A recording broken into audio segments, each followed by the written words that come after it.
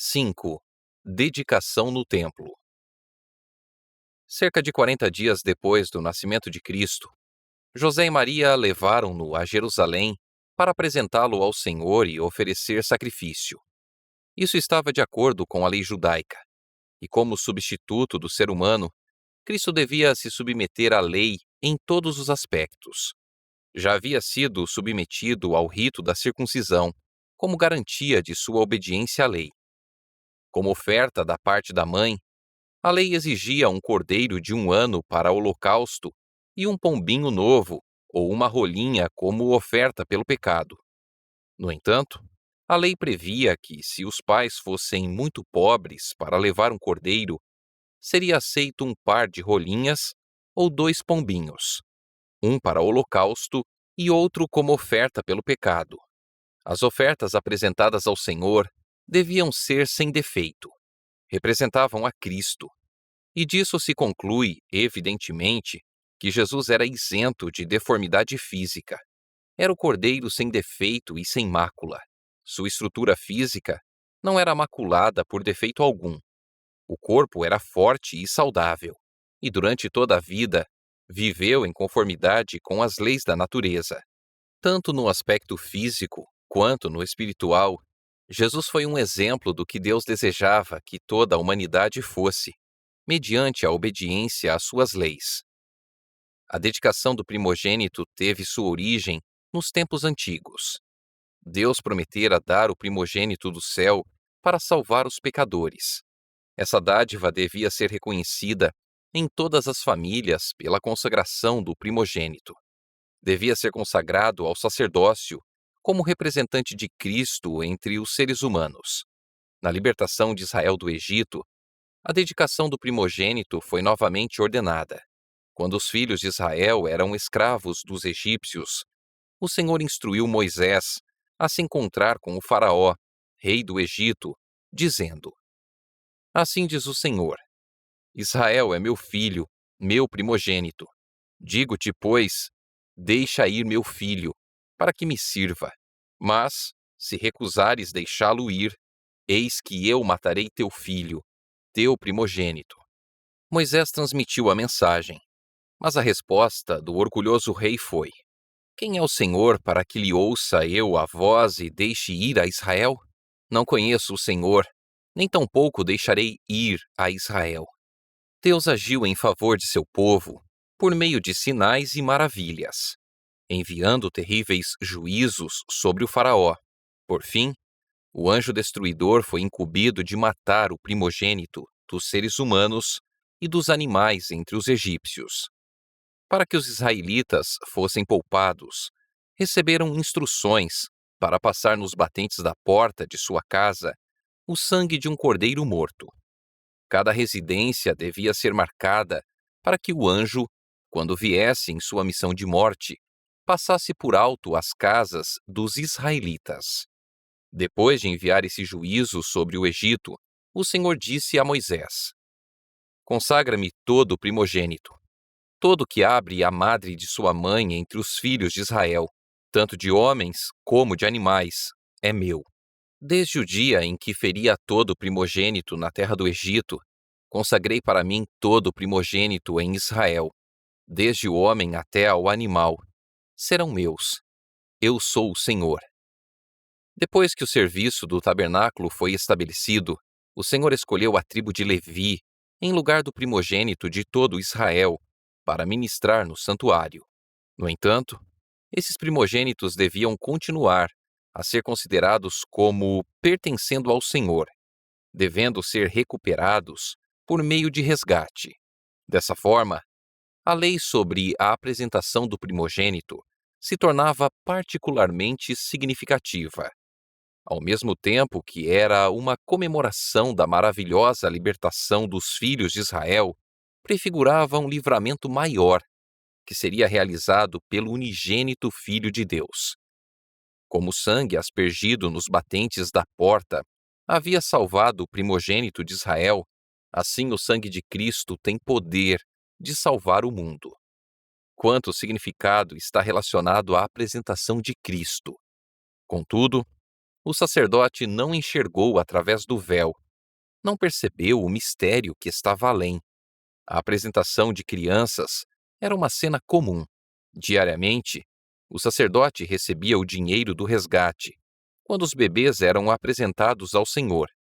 Dia após dia, seguia a rotina de sua tarefa, prestando pouca atenção aos pais ou às crianças, a não ser que notasse qualquer indício de riqueza ou elevada posição social.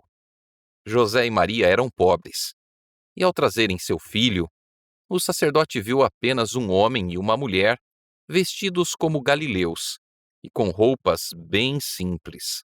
Não havia nada em sua aparência que atraísse a atenção, e a oferta que apresentaram era a das classes sociais mais pobres.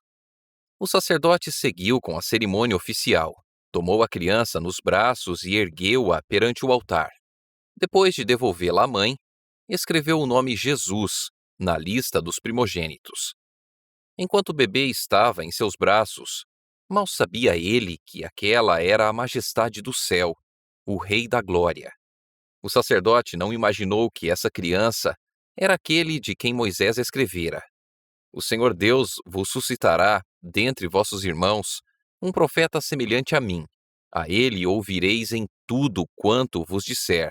Não sabia que esse menino era aquele cuja glória Moisés tinha pedido para ver. No entanto, alguém maior do que Moisés estava nos braços do sacerdote. E ao registrar o nome do bebê, estava escrevendo o nome daquele que era o fundamento de todo o sistema judaico. Aquele nome seria a sentença de morte desse cerimonialismo, pois o conjunto de sacrifícios e ofertas estava ficando obsoleto. O tipo havia quase atingido o antítipo, e a sombra encontrado o objeto. A Shekinah, presença visível de Deus, se afastara do santuário, mas no menino de Belém encontrava-se oculta a glória diante da qual se curvam os anjos. Essa inconsciente criancinha era o descendente prometido da mulher, para quem apontava o primeiro altar, construído à porta do Éden. Ele era Siló, o doador de paz. Tinha sido ele que se apresentara a Moisés como o Eu Sou. Havia sido ele quem, na coluna de fumaça e fogo, tinham servido de guia a Israel. Esse era aquele sobre quem os profetas haviam predito. Era o desejado de todas as nações, a raiz e a geração de Davi, a resplandecente estrela da manhã. O nome daquele frágil bebê, inscrito nos registros de Israel, declarando-o nosso irmão, era a esperança da humanidade decaída. A criança por quem fora pago o resgate era aquele que devia pagar o preço da redenção pelos pecados do mundo. Ele era o verdadeiro grande sacerdote sobre a casa de Deus, o líder de um sacerdócio imutável, o intercessor à direita da majestade nas alturas. As coisas espirituais são discernidas espiritualmente. No templo, o Filho de Deus foi consagrado à obra que viera fazer. O sacerdote olhou para Jesus como teria feito com qualquer outra criança. Mas, embora ele não visse nem sentisse nada de extraordinário, o ato de Deus em dar seu filho ao mundo não ficou despercebido. Essa ocasião não passou sem que Cristo fosse de algum modo reconhecido. Havia em Jerusalém um homem chamado Simeão, homem este justo e piedoso, que esperava a consolação de Israel, e o Espírito Santo estava sobre ele. Revelara-lhe o Espírito Santo que não passaria pela morte antes de ver o Cristo do Senhor. Quando Simeão entrou no templo, viu uma família apresentando o primogênito diante do sacerdote. A aparência deles revelava a pobreza, mas Simeão compreendeu as advertências do Espírito e teve a profunda impressão de que o menino que estava sendo apresentado ao Senhor era a consolação de Israel, aquele que ele queria tanto ver.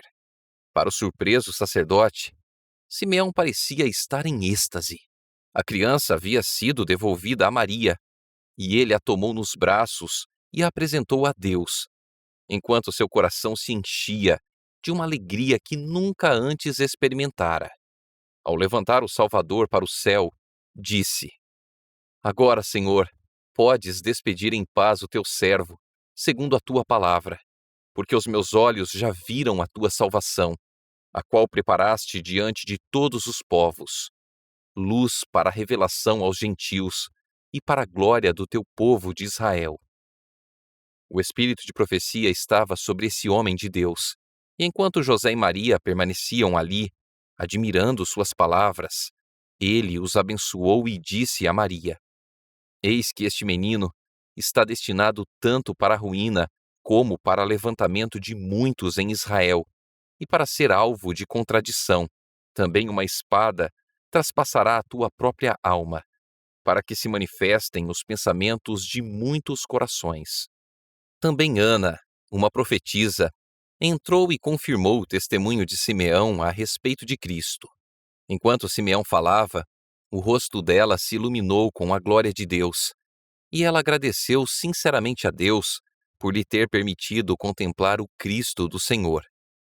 Esses humildes adoradores não haviam estudado em vão as profecias. Entretanto, as autoridades e os sacerdotes de Israel, embora também tivessem diante de si as preciosas declarações dos profetas, não estavam andando no caminho do Senhor, e seus olhos não estavam abertos para contemplar a luz da vida. Hoje a situação ainda é a mesma. Acontecimentos que concentram a atenção de todo o céu não são discernidos, e sua ocorrência passa despercebida pelos líderes religiosos e os adoradores na casa de Deus. As pessoas reconhecem Cristo na história, enquanto se desviam do Cristo vivo, em sua palavra, convidando-o ao sacrifício, presente no pobre e sofredor que implora auxílio, na causa justa que envolve pobreza, trabalho e críticas. Cristo não é hoje mais prontamente recebido do que há 1800 anos.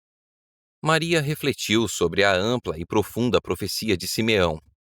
Ao olhar para o bebê que tinha nos braços e relembrar as palavras dos pastores de Belém, enchia-se de grata alegria e viva esperança. As palavras de Simeão trouxeram-lhe à mente as declarações proféticas de Isaías. Do tronco de Jessé sairá um rebento, e das suas raízes um renovo. Repousará sobre ele o Espírito do Senhor, o Espírito de sabedoria e de entendimento, o Espírito de conselho e de fortaleza, o Espírito de conhecimento e de temor do Senhor.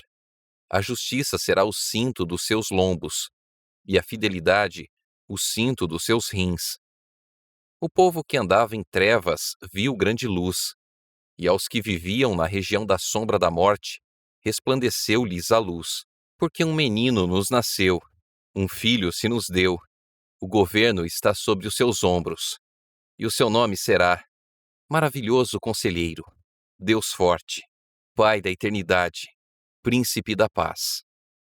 No entanto, Maria não compreendia a missão de Cristo. Simeão profetizara sobre ele como uma luz para os gentios, bem como uma glória para Israel. Da mesma forma, o anjo havia anunciado seu nascimento como novas de grande alegria para todos os povos. Deus estava procurando corrigir a limitada concepção judaica da obra do Messias. Desejava que as pessoas o olhassem não somente como o libertador de Israel, mas como o redentor do mundo. No entanto, muitos anos passariam antes que a própria mãe de Jesus pudesse compreender sua missão. Maria esperava o reino do Messias no trono de Davi, mas não via o batismo de sofrimento pelo qual esse trono seria conquistado. Por meio de Simeão, foi revelado que o Messias não teria no mundo um caminho livre de obstáculos. Nas palavras dirigidas a Maria, uma espada traspassará a tua própria alma. Deus, em sua compassiva misericórdia, deu à mãe de Jesus um sinal da angústia que, por amor a ele, ela já começara a suportar. Simeão havia dito: Este menino está destinado tanto para a ruína como para levantamento de muitos em Israel, e para ser alvo de contradição. Aqueles que quisessem se erguer novamente teriam que cair. Precisamos cair sobre a rocha, e nos despedaçar, antes de poder ser exaltados em Cristo. O eu tem de ser destronado e o orgulho abatido, se quisermos conhecer a glória do reino espiritual. Os judeus não queriam aceitar a honra obtida por meio da humilhação. Portanto, não receberam o Redentor. Ele foi alvo de contradição. Para que se manifestem os pensamentos de muitos corações, à luz da vida do Salvador, o coração de todos é manifestado, desde o Criador até o príncipe das trevas. Satanás tem representado a Deus como egoísta e opressor, como exigindo tudo e não concedendo nada, como reivindicando o serviço de suas criaturas para a própria glória e não fazendo qualquer sacrifício em favor delas. No entanto, a dádiva de Cristo revela o coração do Pai. Ele testemunha que os pensamentos de Deus a nosso respeito são pensamentos de paz e não de mal.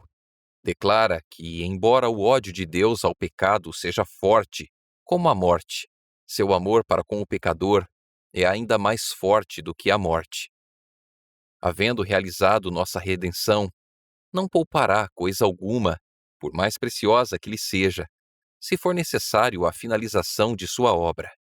Nenhuma verdade essencial à nossa salvação é retida, nenhum milagre de misericórdia é negligenciado, e nenhum instrumento divino é deixado de ser posto em ação. Os favores são acumulados aos favores. As dádivas se acrescentam às dádivas. Todo o tesouro do céu está aberto àqueles que ele busca salvar. Havendo reunido as riquezas do universo e aberto os recursos do poder infinito, Deus entrega tudo nas mãos de Cristo e diz: tudo isso é para o ser humano. Usa tudo isso para provar que não há na terra e no céu amor maior que o meu. A maior felicidade das pessoas estará em me amar. Na cruz do Calvário, o amor e o egoísmo se encontraram face a face. Ali ocorreu a suprema manifestação de ambos. Cristo vivera apenas para confortar e fazer o bem, e Satanás, ao levá-lo à morte, manifestou o quanto seu ódio contra Deus é terrível. Tornou evidente que o verdadeiro objetivo de sua rebelião era tirar o Senhor de seu trono e destruir aquele por meio de quem seu amor se manifestava. Pela vida e morte de Cristo, os pensamentos humanos também são trazidos à luz.